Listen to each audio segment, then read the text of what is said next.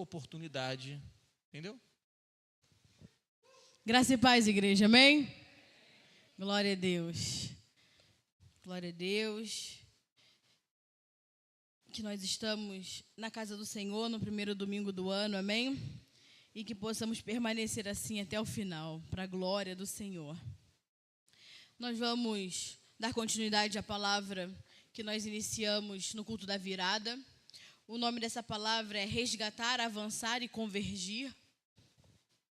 Como o pastor Júnior falou na abertura do culto, né, esse é o ano de convergir todas as coisas em Cristo, tanto as coisas celestiais como as coisas dessa terra, como está lá em Efésios 1, 9 e 10, que é o nosso texto do ano, né, aquilo que Deus ministrou ao nosso coração, para que a gente venha caminhar ao longo de todo esse ano.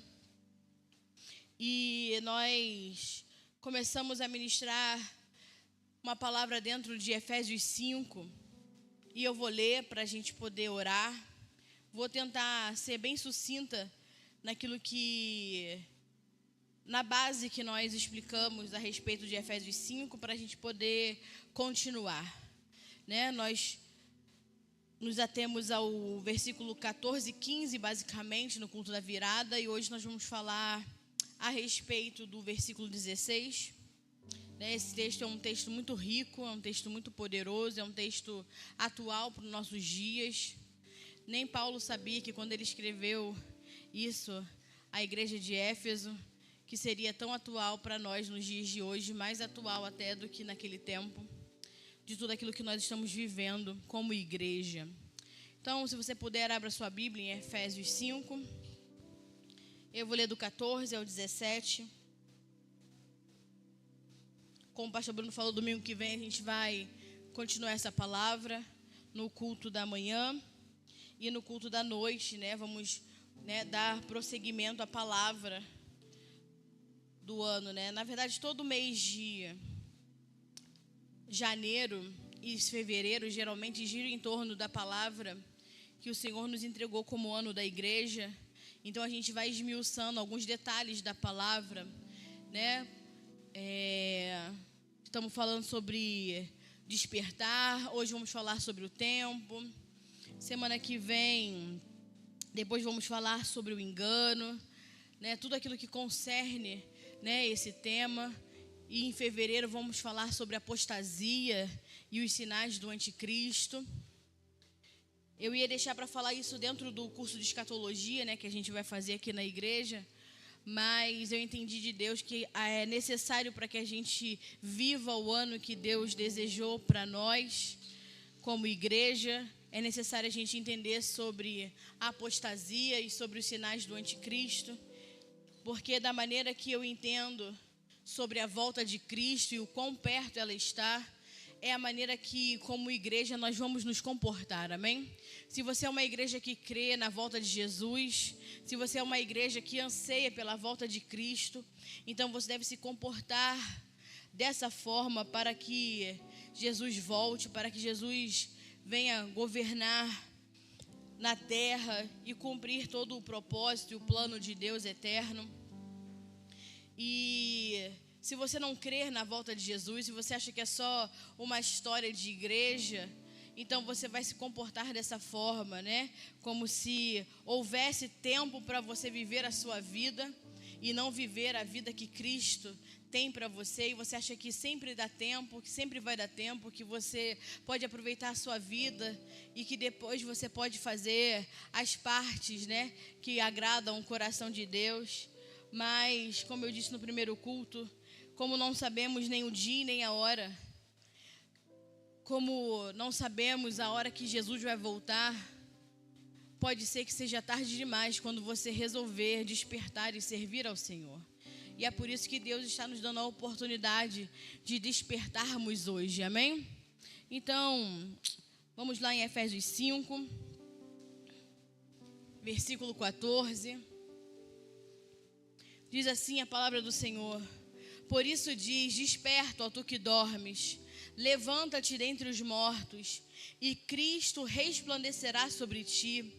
Tenham cuidado com a maneira como vocês vivem, que não seja como insensatos, mas como sábios, aproveitando ao máximo cada oportunidade, ou, dependendo da sua versão, remindo o tempo, porque os dias são maus. Portanto, não sejam insensatos, mas procurem compreender qual é a vontade do Senhor. Amém? Vamos orar. Senhor, te rendemos graças. Somos gratos pela oportunidade de estar na sua casa, pela oportunidade de ouvir a sua palavra, pela oportunidade de ouvir o seu verdadeiro evangelho, Senhor. E te pedimos, Senhor, que o seu Espírito Santo ministre a nós o seu evangelho, porque queremos ouvir a sua voz, queremos, Senhor, ouvir da verdade, Senhor, que está no seu coração. Queremos, Senhor, ser transformados por essa vida, pela sua palavra. Então, que possamos nos render diante de ti, que possamos render todos os nossos sentidos, todo o nosso eu, que possamos render o nosso corpo, a nossa alma e o nosso espírito em obediência à tua palavra, meu Pai, e que não haja, Senhor, nenhum pré-conhecimento já estabelecido em nós que impeça da tua palavra, Senhor, entrar, da sua palavra ser plantada, Senhor, em nossos corações, para que ela venha dar o fruto que o Senhor espera, meu Pai. Então, que em nome de Jesus, meu Deus, que possamos, assim como a palavra de Efésios 5:14, despertar, que possamos acordar do nosso profundo sono, da nossa dormência espiritual, que possamos sair de dentre os mortos e que Cristo venha nos iluminar, que Ele ilumine os olhos do nosso entendimento, porque queremos te ver, queremos compreender a sua palavra e, como diz a tua palavra, queremos compreender, Senhor, qual é a sua vontade, em nome de Jesus. Se você crê, diga amém. Amém. Vocês estão animados? Não, vocês não estão animados. Vocês estão animados? Você precisa estar animado para ouvir a palavra de Deus, amém? Porque não há nada melhor do que ouvir a palavra do Senhor, amém? A gente não pode nos colocar diante da palavra do Senhor sem temor e sem alegria, amém? Porque eu vejo muitos mais animados vendo um jogo de futebol do que dentro de um culto assistindo a palavra de Deus. Isso mostra quão mundano você é e quanto falta do homem espiritual crescer em você, amém? Já começamos, amém? Mas é só uma conversa, amém? Eu tenho o intuito de levar a igreja sempre a refletir, amém? Porque eu não quero te convencer de nada. Quem tem que te convencer é o Espírito Santo de Deus. Ele que nos convence, né? Da mentira, do pecado, da justiça, do juízo. Então é Ele que vai nos levar, né, a toda a verdade. Então a gente vai refletir sobre alguns pontos essenciais sobre a igreja, do que está acontecendo com a igreja. E rapidamente eu vou explicar o texto de Efésios 5, versículo 14, que diz: desperta, ó tu que dormes. Né? A palavra aqui, dormir, não significa um sono natural, né? Que você sente o cansaço no final do dia, né? Igual a pastora que está morrendo de cansaço porque ela não dormiu, ela está acordada desde ontem, né? Eu virei à noite, amanhã, e estou aqui, né? Só pela graça de Deus. Então, não é esse sono que o nosso corpo necessita, né, fisiologicamente. A palavra dormir aqui significa você estar vivendo num estado de dormência, significa um estado de vida no qual a igreja se encontra, né? Um estado de vida no qual homens e mulheres, né, de Deus, crentes, evangélicos, porque essa palavra está falando para a igreja, não está falando para o ímpio, né, se encontra de maneira infrutífera, de maneira improdutiva. Então, quem dorme é aquele que não faz nada, que não produz nada para Deus, que não está fazendo nada para Deus. Por quê? Porque está muito ocupado fazendo as suas próprias coisas. Está muito ocupado vivendo os seus próprios interesses, vivendo para si mesmo. E é por isso que ele fala: levanta-te dentre os mortos, porque quem vive conforme o curso desse mundo são os ímpios. Então os mortos aqui representam os ímpios. A maneira dos ímpios viverem, buscando os seus interesses, buscando o seu sucesso, buscando crescer, buscando tudo aquilo que não tem a ver com Deus, mesmo que eles digam que são de Deus. Porque o ímpio, ele é incapaz de agradar o coração de Deus, de fazer a vontade de Deus. Então o Senhor está chamando a sua igreja para sair de dentro, dentre os mortos, porque esse não é mais o lugar que nós deveríamos nos encontrar, esse não é mais o ambiente e a maneira que nós deveríamos viver, porque uma vez que confessamos Cristo como Senhor da nossa vida, nós somos uma nova criação em Cristo Jesus, amém? Recebemos a vida de Deus, então a gente não pode, com a vida de Deus, continuar vivendo como ímpio, sem uma mente renovada, sem um entendimento renovado. Então, há muitos, e a maioria da igreja, que confessou Cristo como Senhor, foi salvo pela graça, tem o Espírito de Deus selando a sua salvação, mas continua vivendo como um morto, continua vivendo como um ímpio, porque ainda vive debaixo do curso desse mundo, da vontade, das suas próprias vontades, seus próprios desejos. Vocês estão entendendo? Diga amém. Então o Senhor está falando com a sua igreja: desperta, acorda, para de dormir. Você precisa produzir algo para Deus, você precisa viver para Deus. Você não pode viver como ímpio que vive para si mesmo.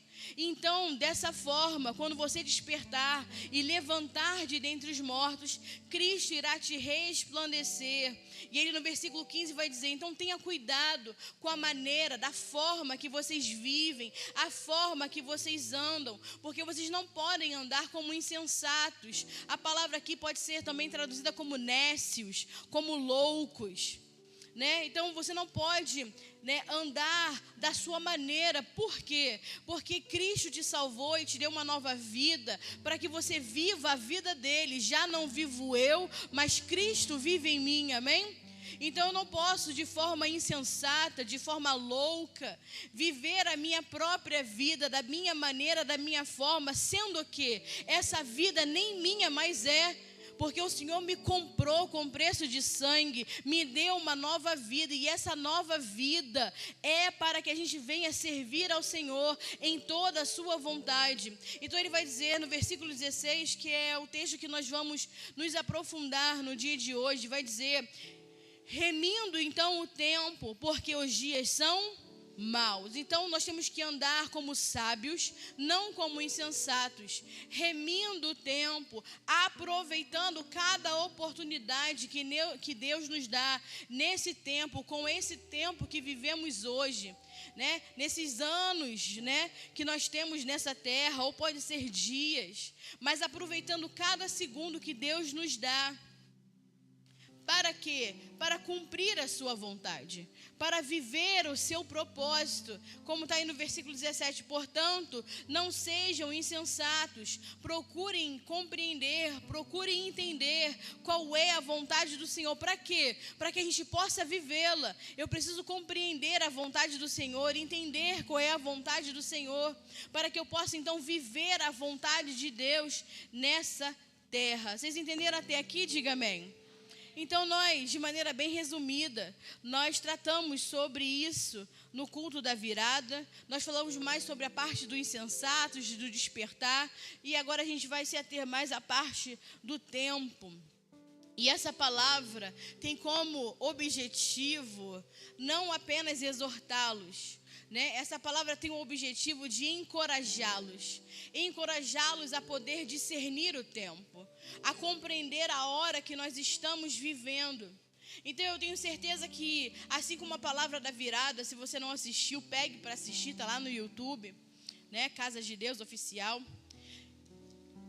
Tanto a palavra da virada, como as palavras que vão vir após essa, que são concernentes ao ano que Deus nos entregou, eu tenho certeza que essas palavras, ela tem uma finalidade clara no nosso coração. E a finalidade dessas palavras é impedir que nós venhamos retroceder. Nós não podemos retroceder como igreja, porque a palavra vai dizer que Deus não se agrada daqueles que retrocedem, mas daqueles que avançam. Deus só se agrada daqueles que avançam, daqueles que mantêm a fé, que se mantêm firmes naquilo que crê, naqueles que permanecem, naqueles que perseveram até o fim. Vocês estão compreendendo? Diga amém. Então essas palavras vêm para nos impedir, né, de retroceder, impedir que a gente venha se acomodar num nível de espiritualidade vazia, vã, sem sentido, né? Por quê? Porque os desafios desse ano são grandes, como todo ano tem grandes desafios, né? E esse ano não será diferente, né? Então, há desafios que nós como igreja temos que enfrentar, como indivíduos teremos que enfrentar, mas nós não podemos retroceder, nós não podemos parar. Vocês estão compreendendo? Diga amém. A igreja do primeiro século, ela foi muito perseguida, né? Se você ler a história da igreja do primeiro século, era uma igreja que era colocada em arenas, que era jogada aos leões, era uma igreja que eles eram perseguidos e queimados vivos, né? Que eram crucificados de cabeça para baixo, né? Que eram apedrejados, dilacerados, transpassados por varas, né? Por lanças. Mas a perseguição nos dias de hoje, né, ela vem na maioria dos lugares de uma maneira sutil, principalmente aqui no Brasil. A perseguição hoje, ela vem de uma maneira sutil, ela vem de uma maneira silenciosa, e ela é muito mais devastadora do que a perseguição que acontecia no primeiro século. Porque a perseguição dos nossos dias, ela é como nós estivéssemos tratando o inimigo como se fosse o nosso amigo. Hoje o inimigo que nos persegue, nós o fazemos de amigo, o tomamos como amigo. Parece muito mais que é o nosso aliado do que o nosso inimigo, e é por isso que está tão infiltrado no nosso meio, tão infiltrado no meio da igreja. E esse inimigo é o poder da tecnologia.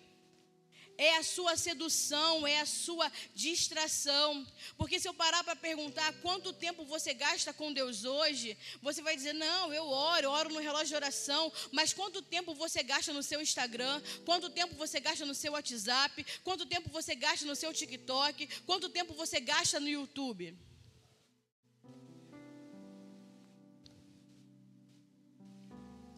Então, algo que deveria ser uma ferramenta para o avanço da igreja, para que mensagens cheguem a lugares que provavelmente a gente não consegue ir, não conseguirá pisar, tem se tornado a grande sedução e a grande distração da igreja.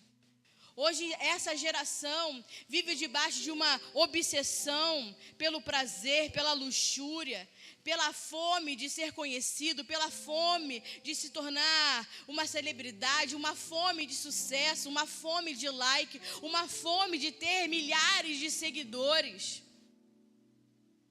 E isso tudo para o ego de si mesmo, por conta dos seus próprios interesses. Hoje se vive mais o mundo virtual do que o mundo real, e poucos entendem do mundo espiritual.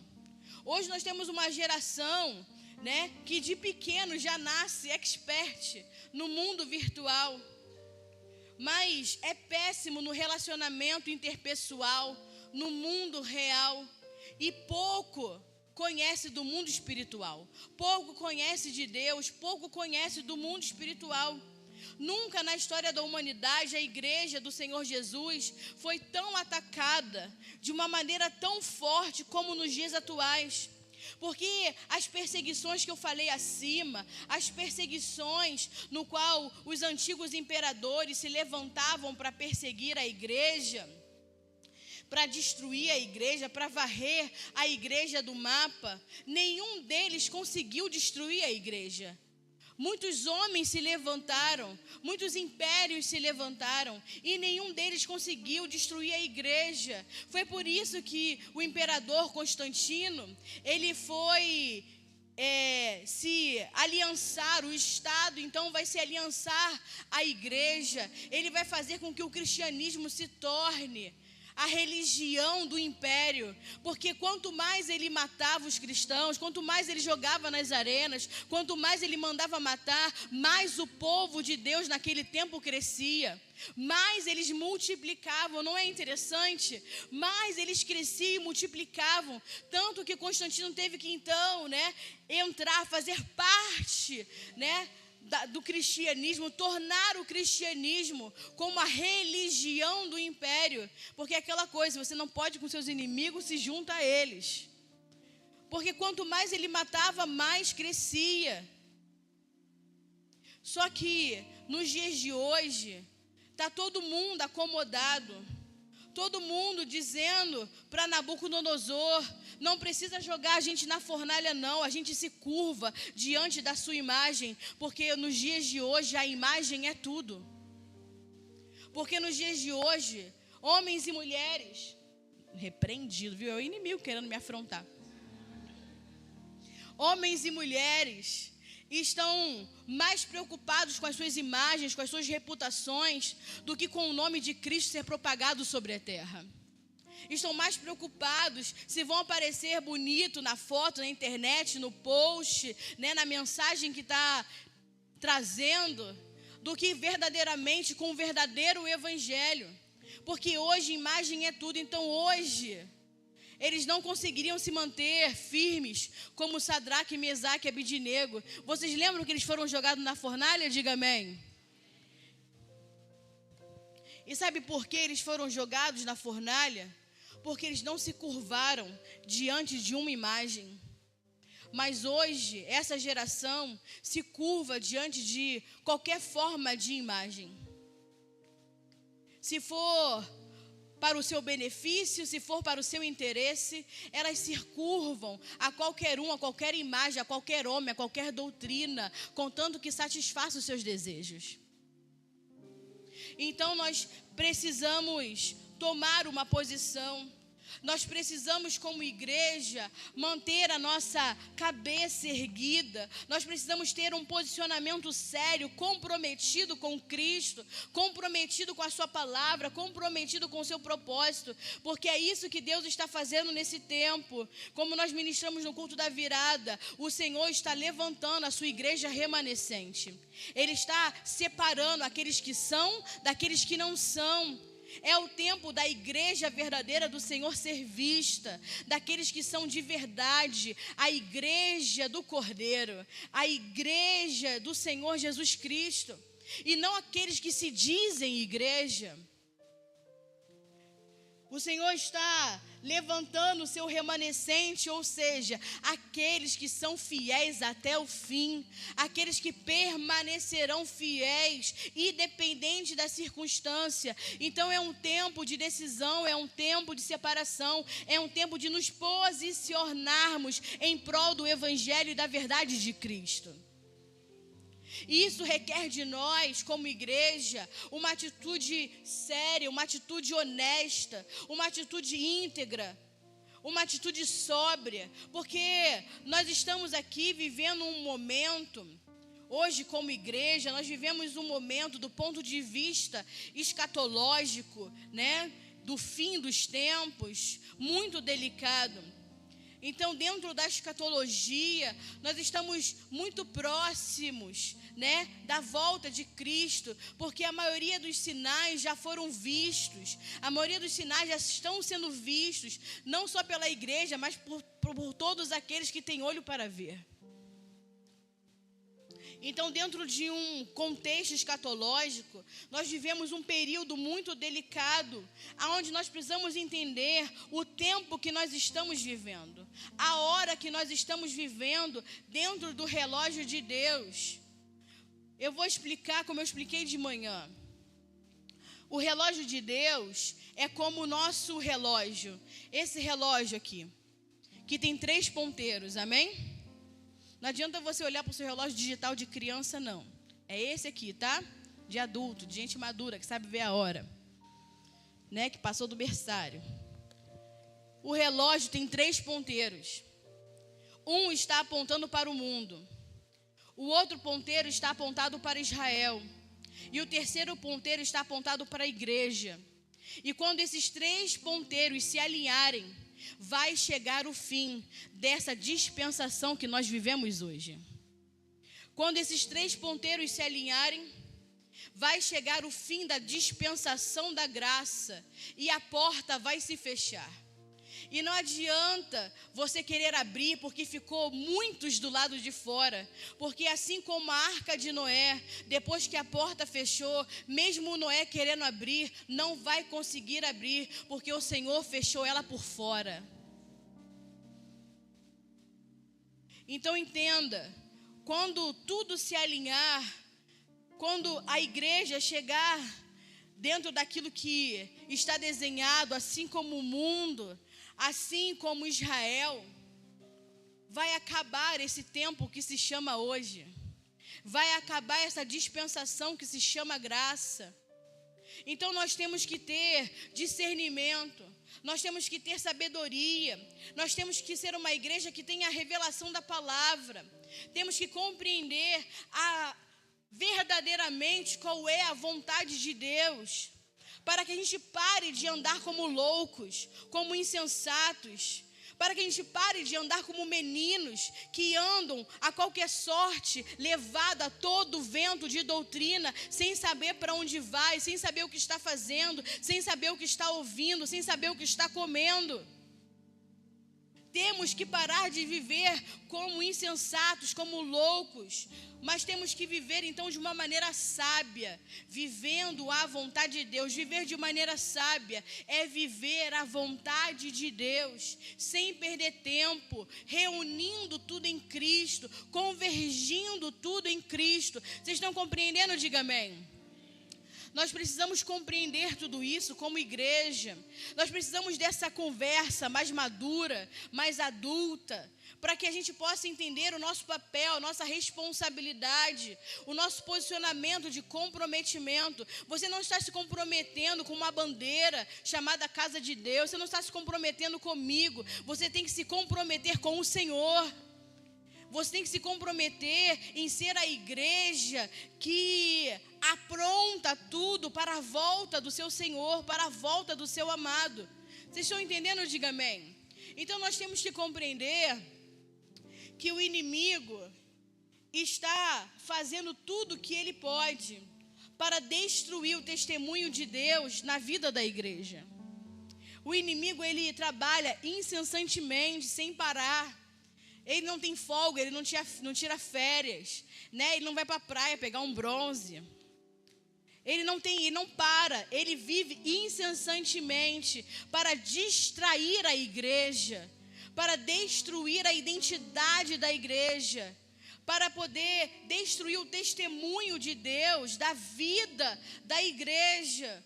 Então nós temos que entender que enquanto o inimigo trabalha arduamente e persevera para destruir o lugar da centralidade de Cristo, ou seja, do governo de Cristo, porque a centralidade de Cristo trata do seu governo.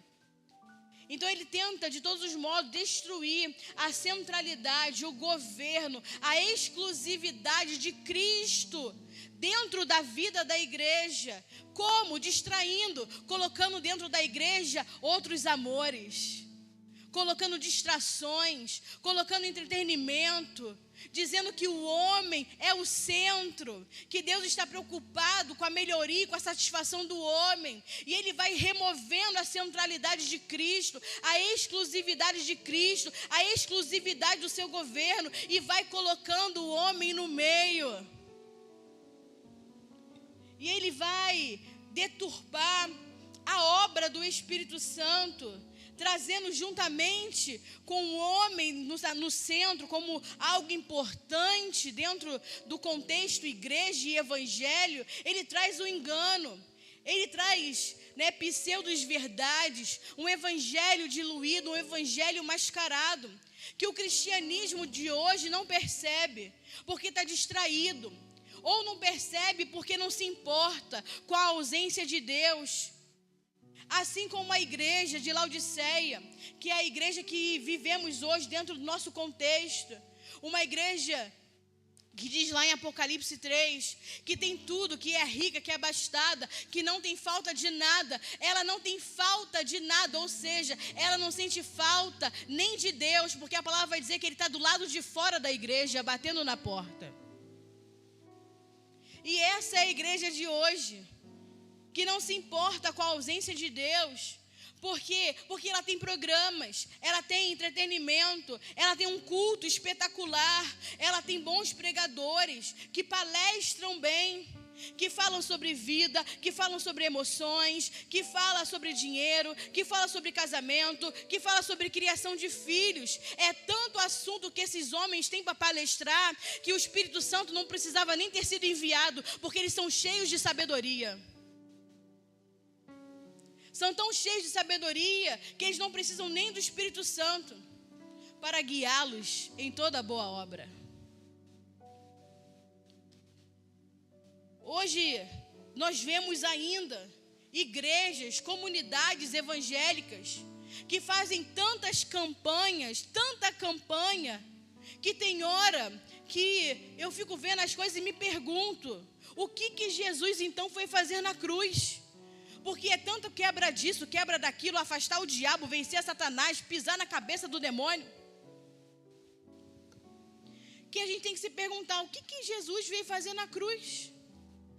E isso é triste, sabe por quê? Porque não tinha como Satanás chegar de uma forma tão profunda no meio da igreja, como ele tem chegado nos nossos dias. Não teria como. Ele não chegou tão perto na igreja do primeiro século, do segundo século. Ela não teve como ela chegar tão próximo. Satanás chegou tão próximo como ele está próximo da igreja de hoje. Como ele influencia a igreja de hoje. Como ele engana a igreja hoje. Mas essa igreja, esse tipo de igreja, escuta o que eu vou te falar, não pode ser nós. Porque nós não temos o direito de sermos ignorantes. Nós não temos o direito de sermos ignorantes, porque a luz da palavra chegou até nós. Porque a revelação da palavra chegou até nós. Então você não é responsável por algo até que você se torne consciente daquilo. E nós somos responsáveis porque essa casa hoje tem responsabilidade com a palavra que está recebendo. E está gerando homens e mulheres responsáveis por essa palavra, por esse propósito. Vocês estão compreendendo? Diga amém. Porque se o Senhor nos confiou o seu evangelho, nós temos que ser responsáveis e nos comprometer com a obra que Deus está fazendo. Esse é o nosso único compromisso, nos comprometer com a obra que Deus está fazendo. Estamos indo bem até aqui? Diga amém. E é por isso que nós temos que fazer como está em Efésios 5:16, aproveitar cada oportunidade desse tempo, remir o tempo, porque os dias são maus. Nós precisamos estar despertos, acordados, para discernir os sinais que Deus está dando, para discernir o movimento de Deus, para discernir aquilo que Deus está fazendo. Nós temos que parar de perder tempo com coisas fúteis, com coisas bobas, com coisas vãs, com coisas que estão fora de Cristo, que não vai nos levar a lugar algum, a não ser a continuar a perder tempo e ficar distraído. Deixa eu te falar uma coisa, igreja, que eu já falei inúmeras vezes e vou repetir. Não tem como o diabo roubar a sua salvação, amém? Ele não pode tomá-la de você, porque Cristo morreu por você na cruz do Calvário. Ele te salvou, Ele te remiu com sangue precioso. Vocês estão compreendendo? Diga amém. O diabo não pode tomar a sua salvação é sua para sempre. É um presente de Deus para nós. Vocês estão compreendendo? Diga amém. Então ele sabe que não pode roubar a nossa salvação, mas ele sabe que pode te distrair. E se ele te distrair, você perde o reino. Ele pode te distrair de inúmeras maneiras, para que você então venha perder o reino. Porque a salvação não perde, mas o reino você perde, se você viver uma vida distraída. se você viver uma vida adormecida. Então a gente precisa estar acordado. Precisamos acordar para discernir os sinais, compreender toda essa realidade escatológica que está ao nosso redor, toda essa realidade da volta de Cristo, essa realidade dos sinais do fim dos tempos, os sinais da apostasia, os sinais do anticristo. Temos que entender, porque isso vai mudar a nossa maneira de nos conduzirmos como igreja. O cristão que não consegue discernir o tempo das coisas, que não consegue perceber a hora que nós estamos vivendo, ele vive em uma contradição muito grande, ele vive na contramão de Deus. É extremamente perigoso um cristão não compreender aquilo que Deus está fazendo, a estação de Deus, o tempo de Deus. É muito perigoso um cristão que não está envolvido com aquilo que Deus está envolvido. Porque quando você não está envolvido com aquilo que Deus está envolvido, você é tomado pelo espírito das virgens nécias, que tem lá na parábola das 10 virgens. A parábola das 10 virgens vai dizer que 5 eram prudentes e 5 eram nécias, 5 eram loucas, 5 eram insensatas.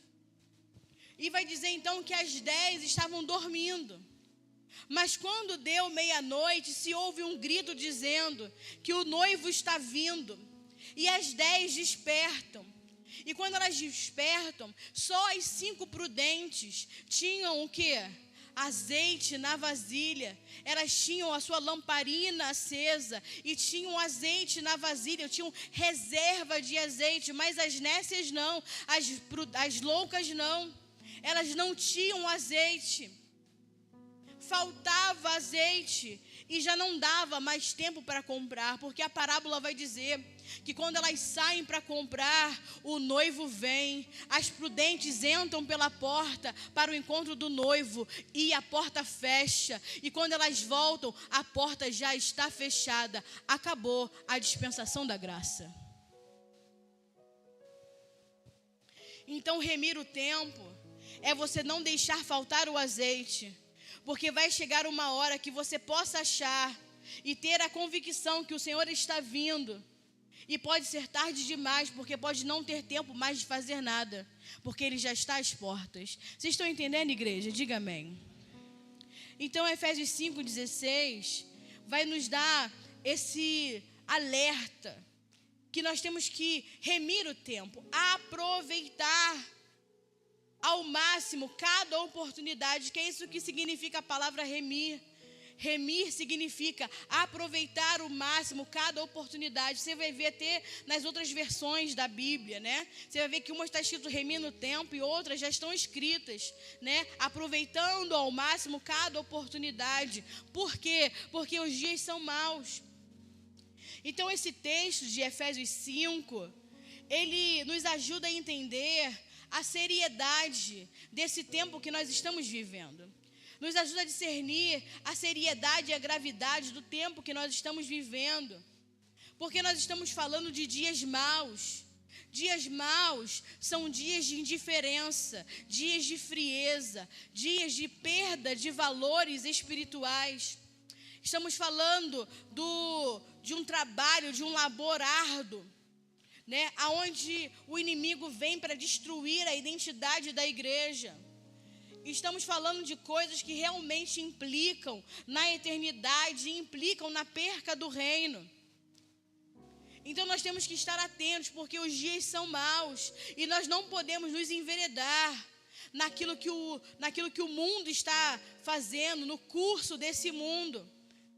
Então nós temos que aproveitar ao máximo a oportunidade que Deus está nos dando nesse tempo, de viver a sua vontade, de cumprir o seu propósito, de acelerar a volta de Cristo, expandindo o reino, pregando o evangelho do reino, para que Jesus volte.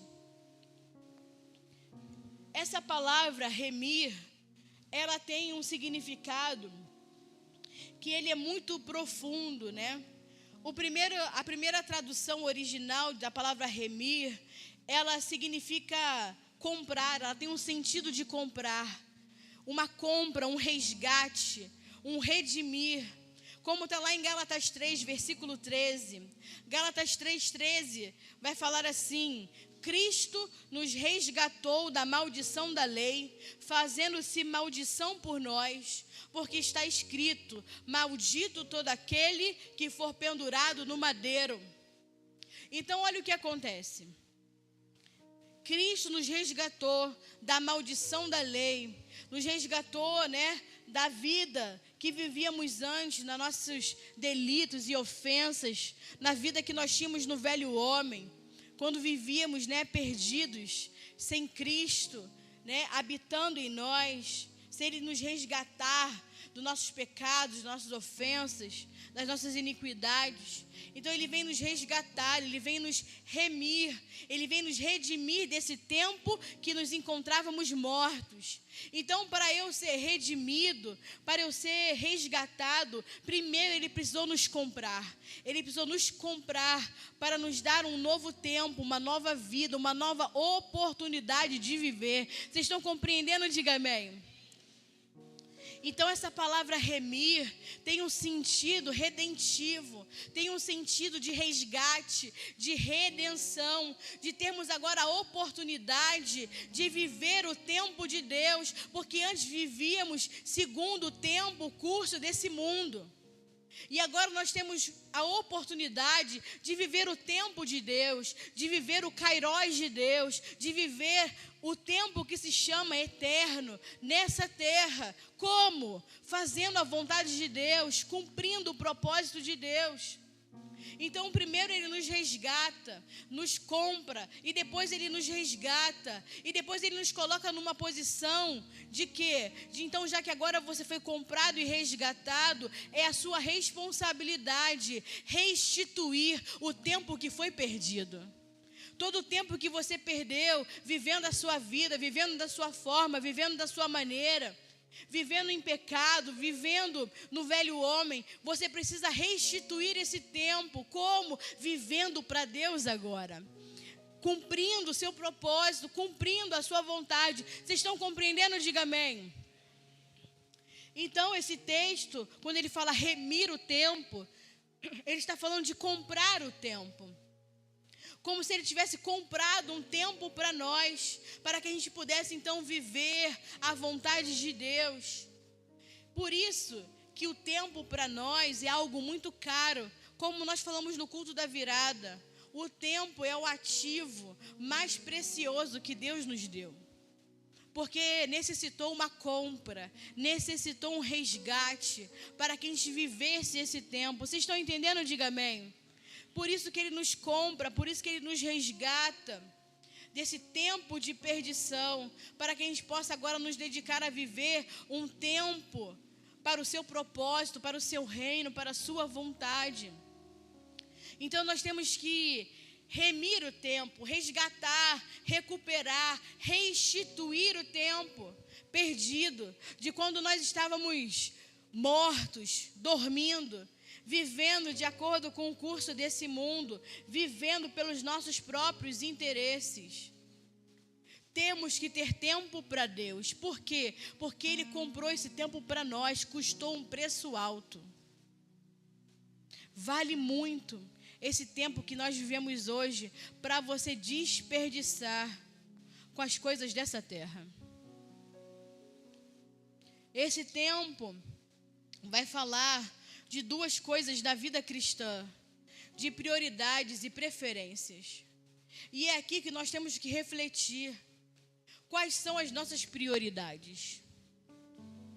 Quais são as nossas preferências? O que é prioridade para nós? Temos que estar atentos para que as nossas prioridades e preferências não venham se perder, para que a nossa prioridade e as nossas preferências sejam Cristo, seja o seu reino, seja cumprir a sua vontade. Porque é impossível colaborar com aquilo que Deus está fazendo se a sua prioridade, a sua preferência não for Cristo. Se você não estiver atento ao tempo e às suas prioridades e aquilo que é a sua preferência, você não vai conseguir colaborar com aquilo que Deus está fazendo na terra. Então não adianta você falar da boca para fora que quer servir a Deus, se você primeiro serve a sua família, ao seu dinheiro, ao seu trabalho. Pastora, quer dizer então que eu não posso ter mais família, dinheiro e trabalho? Pode, mas tudo isso tem que servir a Deus primeiro. Buscar em primeiro lugar o meu reino e a minha justiça, e as demais coisas vos serão acrescentadas. Sabe por que a maioria da igreja não vive assim? Porque não crê. Porque a boca fala uma coisa, mas o coração está distante de Deus. Nós temos que nos aprumar, igreja. Temos que deixar de ser meninos. Porque os meninos imaturos não têm credibilidade com aquilo que falam. Não podem penhorar a sua palavra, porque são meninos. E uma hora querem uma coisa, outra hora não querem mais nada. Mas como uma igreja madura, nós temos que falar e viver aquilo que nós falamos. Então, Efésios 5,16 vai nos trazer o sentido de que nós temos que dar valor ao tempo. Dar valor ao tempo que nós temos, porque ninguém sabe o dia de amanhã. Você não sabe o dia de amanhã. Você não sabe se você vai acordar bem, se você vai acordar indisposto, se você vai acordar.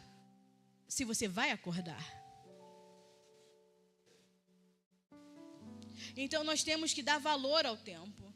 Então essa palavra está nos ensinando a não apenas despertar, sair do mundo, a parar de priorizar os nossos interesses pessoais e viver para Cristo, mas a dar valor ao tempo. E para dar valor ao tempo, nós precisamos estar despertos, acordados. Por quê? Para não sermos enganados.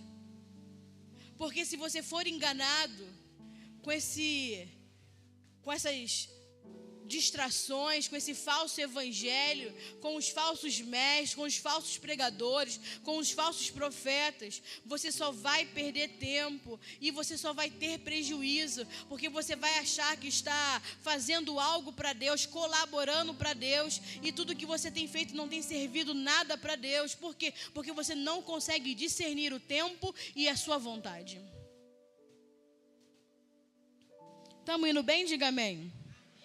Vou beber uma água rapidinho, para você respirar.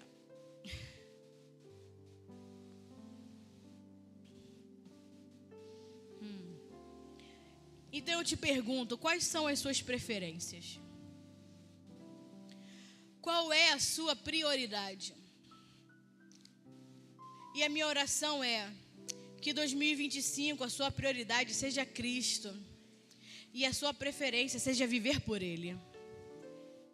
A minha oração é que 2025 seja completamente diferente de 2024 e que a sua prioridade seja que Cristo cresça cada dia mais em você, que a sua preferência seja pelo reino, seja em cumprir a vontade de Deus, que você possa convergir tudo a Cristo, a sua casa, o seu trabalho, a sua família, que tudo esteja reunido em Cristo, porque não há vida em outro lugar a não ser em Cristo. Então, se você ama seu filho, a sua família, que você possa trazê-los a Cristo, convergi-los a Cristo. Se você gosta do seu trabalho, que você possa convergir o seu trabalho a Cristo, que Cristo seja visto naquele lugar, que Cristo seja visto através da sua vida, e que seu trabalho nunca seja um impedimento para você servir a Deus, porque se um dia ele for, ele não é de Deus. Ele é apenas uma satisfação do seu coração.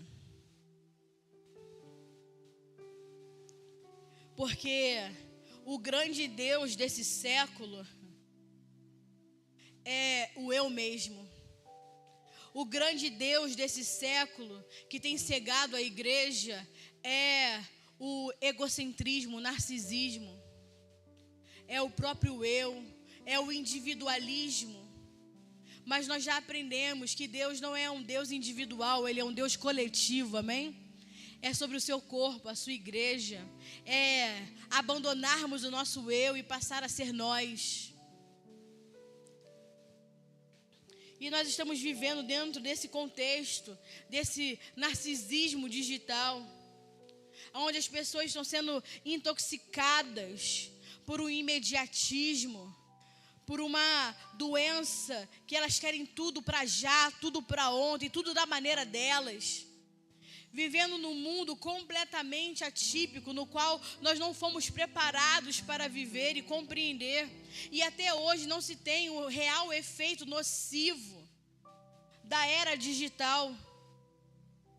Hoje nós temos neurocientistas que trabalham e que vivem em busca de entender os efeitos nocivos, prejudiciais do mundo digital, da tecnologia, do seu uso desenfreado na vida das pessoas, como pode atrapalhar o cognitivo, o desenvolvimento. Se você pegar especialistas, você vai ver que eles proíbem o uso de telas para crianças, principalmente menores de 3 anos. Isso pode trazer atrasos na fala, atrasos no cognitivo, atrasos no seu desenvolvimento da visão.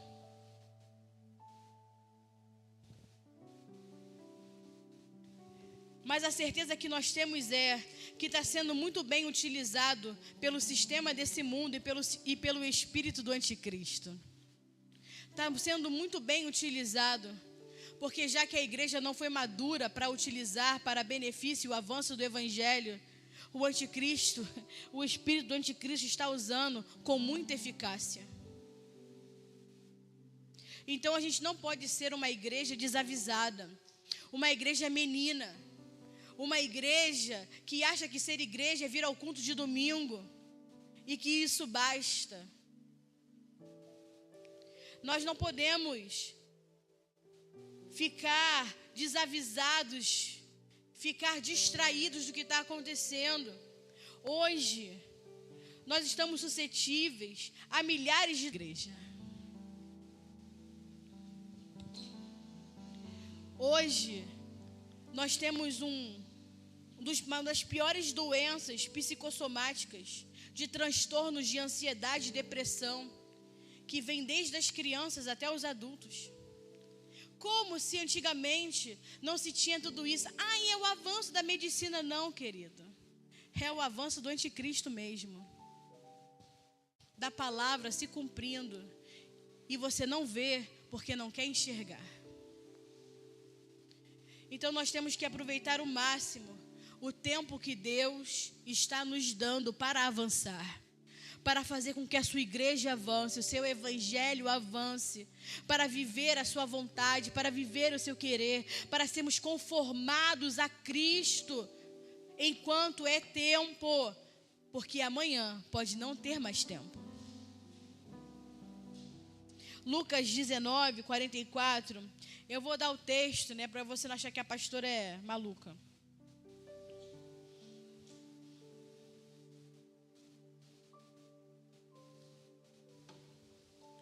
Um texto que o Senhor deixou avisado para os nossos irmãos, que se chamam de nação escolhida de Deus.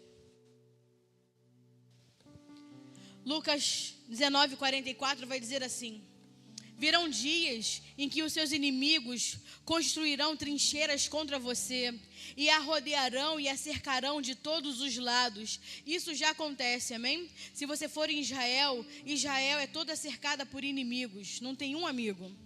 E toda a fronteira de Israel tem trincheiras, trincheiras de guerra, aviso que não se pode se aproximar, de bombas, que estão enterradas. Eu não estou falando da boca para fora, eu estou falando porque eu já fui e eu vi. Não tem uma fronteira que você possa cruzar livremente. Fala assim, eu estou com o pé aqui, estou com o pé aqui. Não faz isso não, que você pode fazer bum. Entendeu? Então está dizendo, virão dias, mas ele não está falando desses dias de hoje, né? Ele retrata, né, o que está acontecendo hoje, obviamente, mas também tem um sentido escatológico dos fins dos tempos, né? Quando todas as nações subirem contra Jerusalém. Então virão dias em que os inimigos construirão trincheiras contra você e a rodearão e a cercarão por todos os lados. Também a lançarão por terra, vão destruí-la. A você e aos seus filhos. Não deixarão pedra sobre pedra, porque você não reconheceu o tempo da minha visitação. Então ele vai dizer o que vai acontecer e vai dizer o motivo pelo qual tudo isso vai acontecer, porque você não reconheceu o tempo, a oportunidade da visitação de Deus.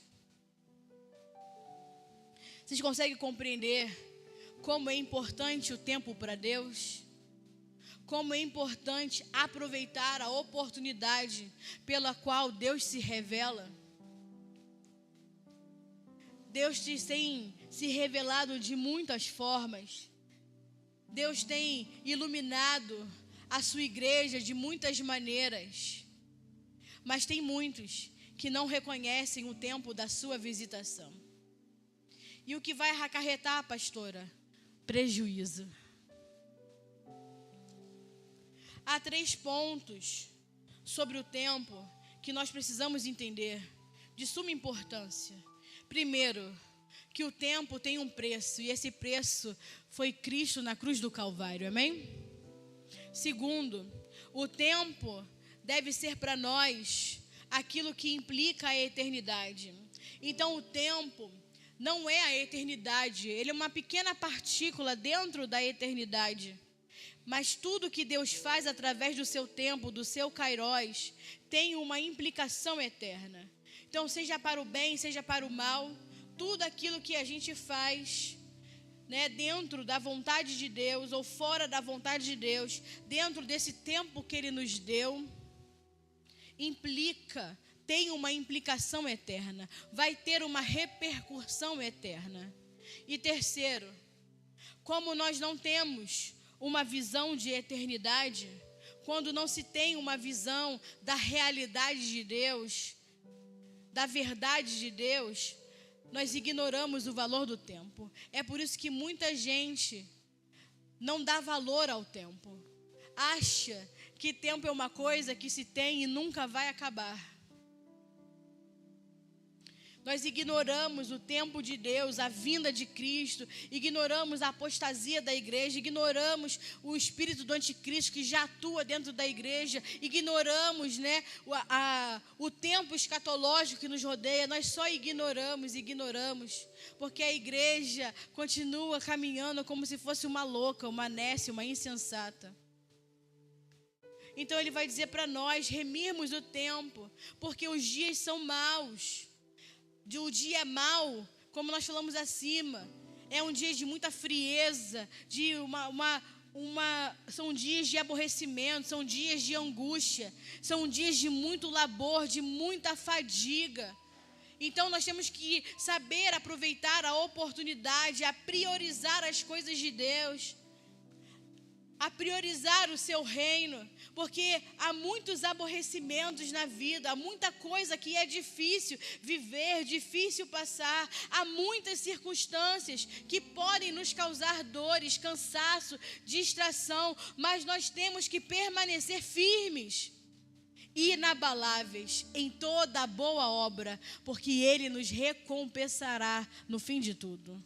Deus nos dará a sua justa recompensa.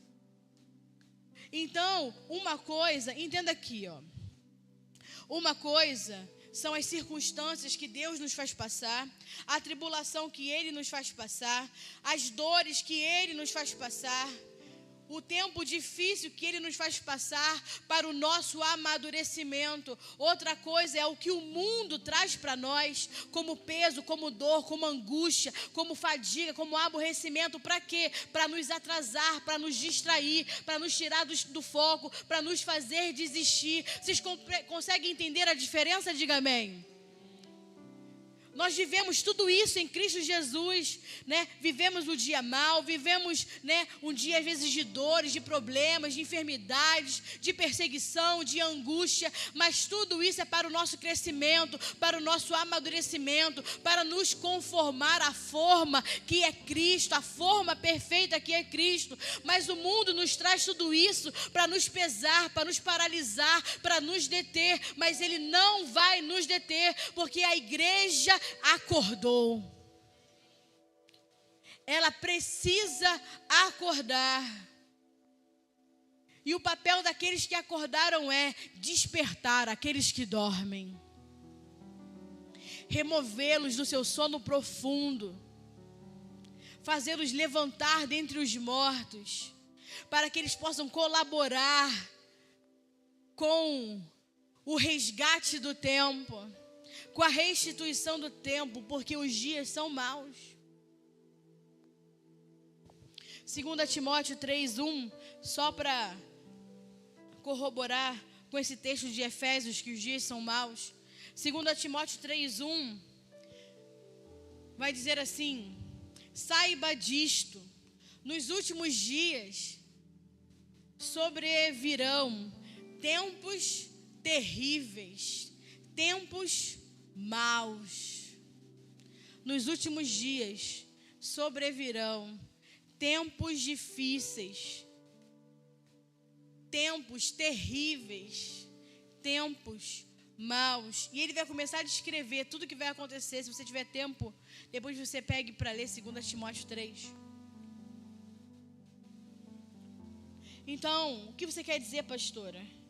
Que não é a pastora que está dizendo, é a palavra de Deus que está dizendo.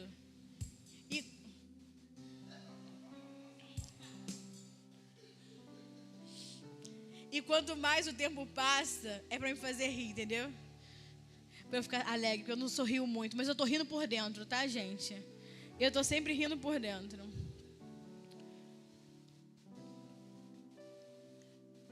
Então, Deus está nos dando a oportunidade, porque não é a pastora que está dizendo, é a palavra de Deus, amém? E quanto mais o tempo passa, a palavra vai dizer que o sujo vai continuar se sujando, o ímpio vai continuar sendo ímpio, mas o justo tem que ser cada vez mais justo.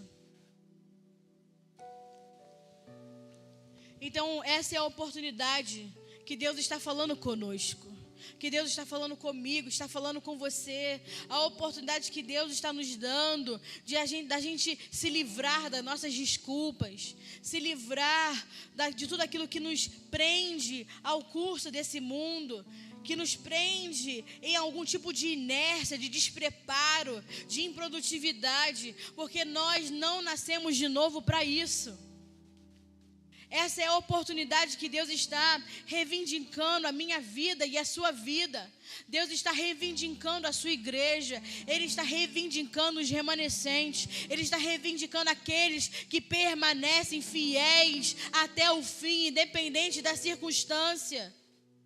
Deus está reivindicando ser prioridade no seu coração. Ele está reivindicando ser prioridade nos seus afetos. Deixe que Deus arrebate todos os seus afetos, até que não haja nada, somente Ele.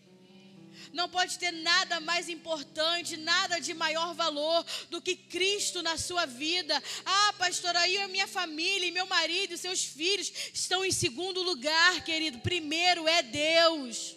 Até o meu filho de 9 anos sabe disso. Ele fala: mamãe, eu te amo, mas primeiro eu amo Deus. Eu ensinei dele desde pequeno a amar Deus acima da mamãe, acima do papai. E tudo que ele fala, mas Deus primeiro. Porque Deus é o primeiro. E em breve ele vai entender que Deus é único, que é tudo, que é suficiente. E mesmo que nos arranquem tudo, nós não precisamos de mais nada, porque Ele nos supre, Ele nos sacia. É bom ter amigos, é bom ter família, é bom ter filhos, mas se não tiver nada disso, ainda assim estou plena, ainda assim estou satisfeita, porque eu tenho a única pessoa que eu preciso, que é Cristo. que Deus possa arrebatar os afetos da igreja, que às vezes não são pessoas, é o dinheiro, é o próprio tempo. Hoje nós encontramos uma sociedade cansada, esgotada emocionalmente. Eu falei no culto da manhã, hoje deve ser o tempo onde você não deve encontrar um psicólogo, um terapeuta sem trabalho. Só se ele for muito ruim. Ou muito bilolado, né? Porque todo psicólogo é meio doido. Mas, por quê? Porque as pessoas estão emocionalmente vulneráveis. Elas estão esgotadas por conta do que o mundo está fazendo, por conta do labor, da pressão, do tempo de aborrecimento, de angústia, por conta do dia mau. Elas se encontram extremamente pressionadas, extremamente vulneráveis. Você vê o número de depressão aumentando, de suicídio aumentando a todo tempo, numa velocidade muito rápida. Você vê uma busca por uma satisfação pessoal, busca pelo prazer, por uma segurança nesse mundo, uma obsessão nessa geração por conta do vazio interior que as pessoas se encontram. Mas eu já te ensinei e vou falar de novo. Há um buraco dentro de você e o tamanho desse buraco é o tamanho de Cristo, que precisa encher e preencher o seu coração. Nada vai preencher esse buraco existencial, essa dor, essa vulnerabilidade, é falta de Cristo em nós. Se Cristo cresce, tudo passa.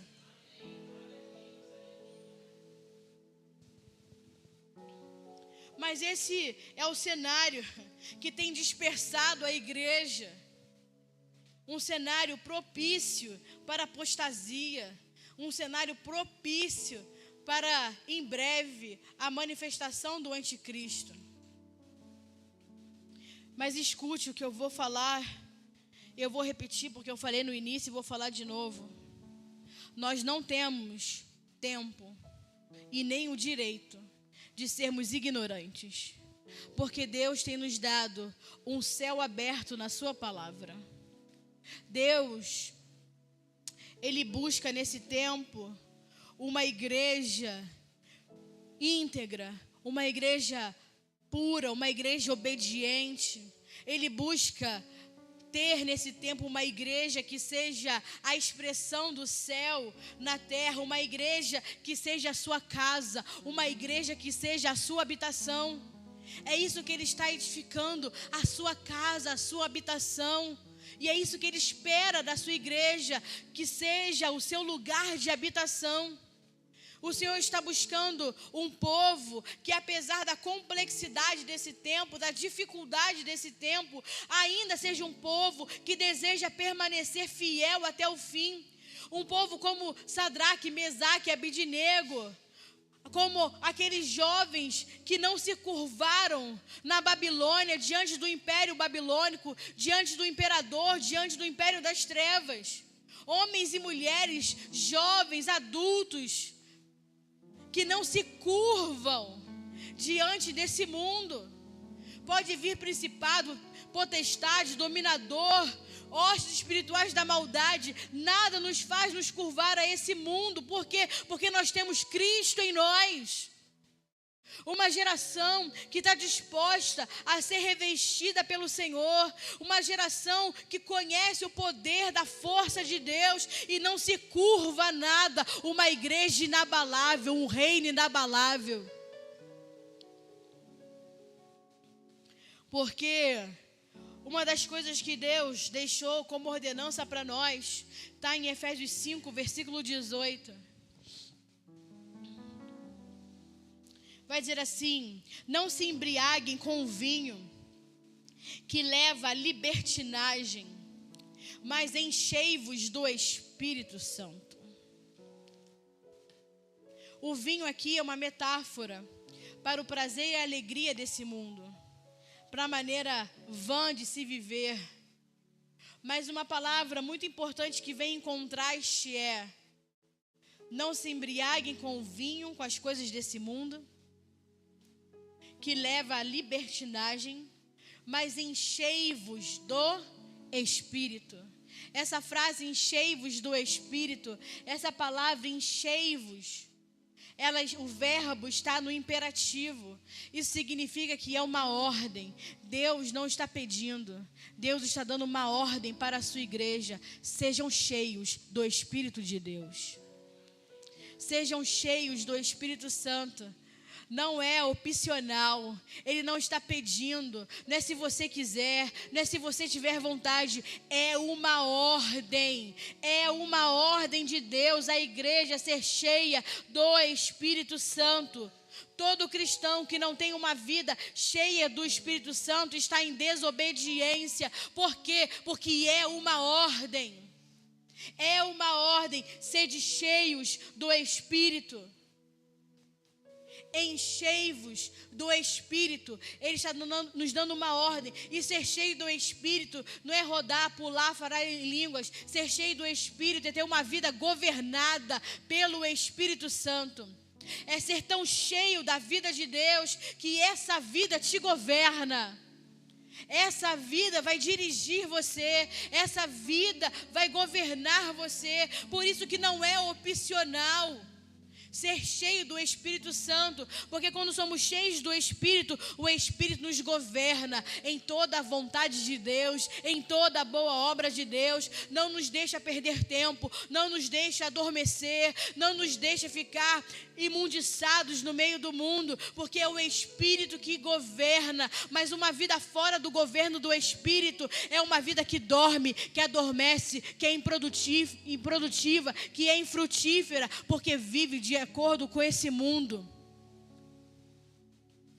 E o Espírito de Deus não tem nada com esse mundo. Então, todo cristão precisa ser cheio do Espírito Santo. Vocês estão compreendendo? Diga amém. Para que a gente não viva uma vida em desobediência.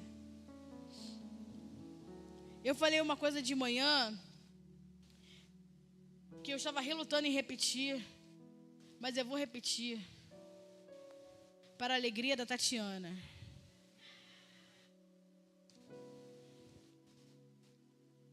Não existe nada.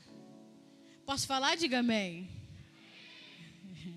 Interessadíssima. Ela quer botar na postagem. Pastor Bruno, não deixa.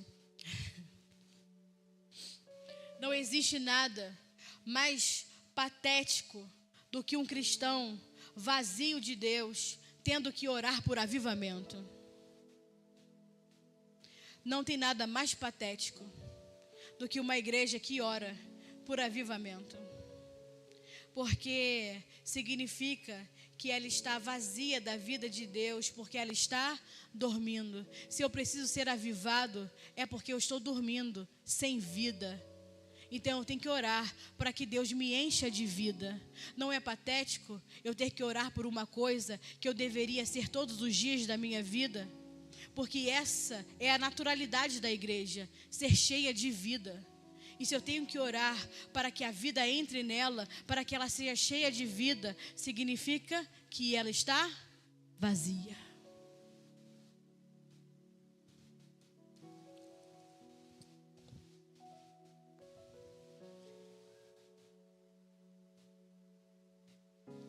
Orar por avivamento.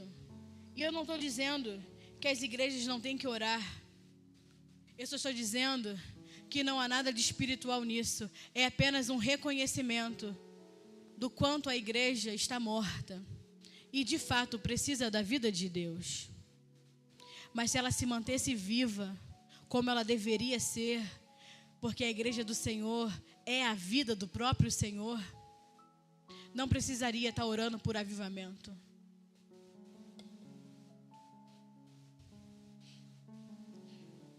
Avivamento é para aqueles que vivem uma vida pelo qual o Senhor não é uma prioridade. Porque se o Senhor fosse prioridade, você estaria cheio de vida. Então nós temos que acordar, despertar. Cristo tem que ser a nossa prioridade, a nossa preferência tem que ser em viver por Ele. Você não pode acordar E a coisa mais importante é você pegar no seu telefone e ver o seu WhatsApp, o seu Instagram. A coisa mais importante que tem que fazer quando acordar é orar, agradecer a Deus, ter uma vida de oração.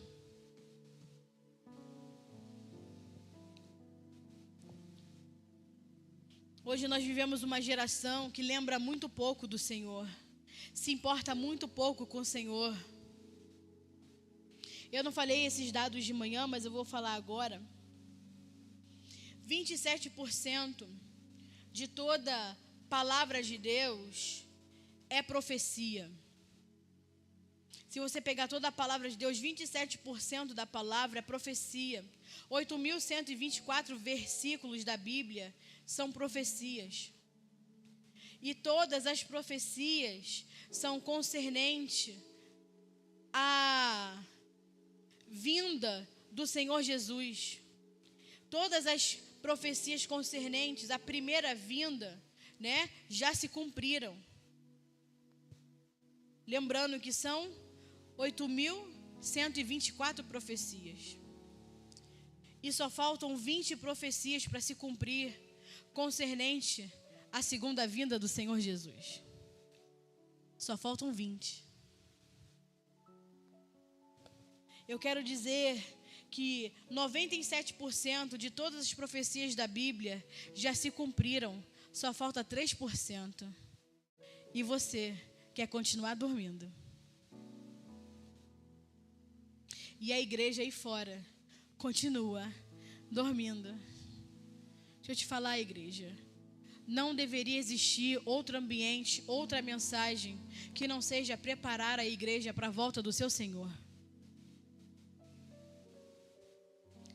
Nós não deveríamos pregar sobre outra coisa que não seja Cristo, que não seja se aperfeiçoar, ser conformado a Cristo, que não seja preparar uma igreja para a pregação do Evangelho do Reino, para a expansão desse reino,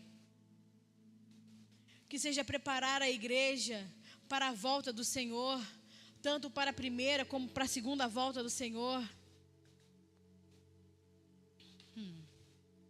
A igreja não deveria gastar tempo pregando, como eu falei de manhã, sobre as tranças de Sansão, sobre o tamanho do cabelo de Sansão. Será que Dalila trançava os cabelos de Sansão? Não interessa.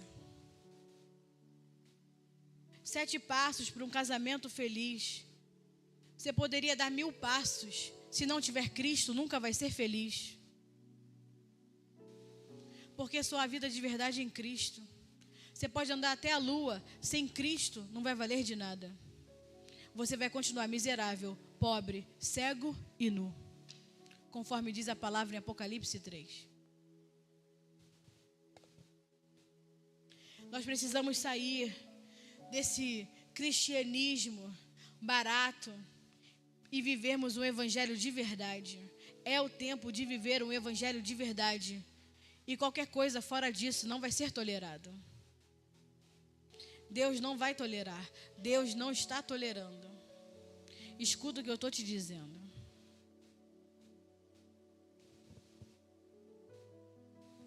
Ser cheio de vida é uma condição normal da igreja. E a minha oração é que nós sejamos sempre cheios de vida. Que quando as pessoas entrarem por essa porta, possam sentir a vida de Deus. Quando elas entrarem na sua casa, elas possam sentir a vida de Deus.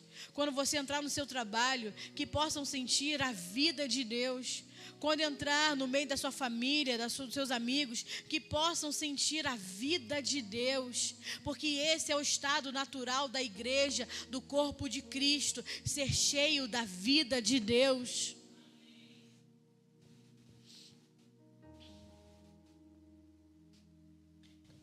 O que o Senhor quer gerar em nós é um coração quebrantado, um espírito rendido, uma igreja cheia da sua vida, cheia da sua presença, uma igreja que é cheia do Espírito Santo e nunca deixa essa chama apagar, uma igreja que tem fome de ver a Cristo, que tem sede de Cristo, que ama o Evangelho, que ama ser transpassado por essa palavra.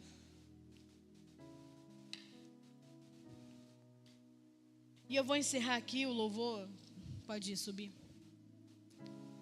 A gente continua nos próximos cultos. Nós não podemos pensar que é bom um avivamento de emoções, porque o que é bom é a pregação de um evangelho genuíno que transforma o caráter dessa geração. Isso que é bom. O que é bom não são avivamentos de emoções, nem ajuntamento de pessoas. Bom é ver o evangelho genuíno sendo pregado e vidas sendo transformadas, caráter sendo transformados, famílias sendo transformados, filhos sendo transformados. À medida de quem? Na medida de Cristo.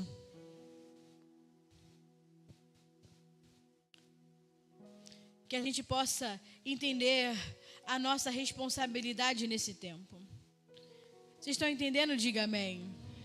Fique de pé.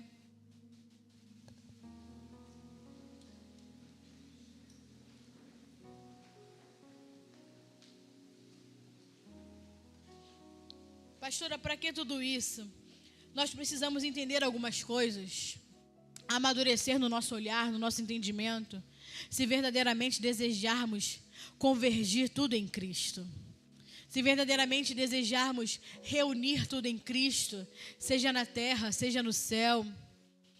Se verdadeiramente desejamos reunir tudo debaixo do governo de Cristo, tudo que temos, tudo que somos, a nossa casa, nosso trabalho, nossa família, as coisas espirituais, nós precisamos entender o movimento de Deus.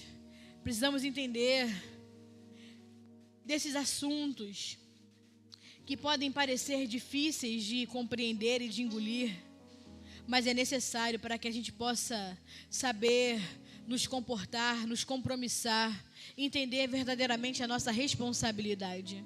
Porque a nossa responsabilidade não é para com homens, a nossa responsabilidade é com Ele, é com a sua volta, é com a sua igreja. Vocês estão compreendendo? Diga amém.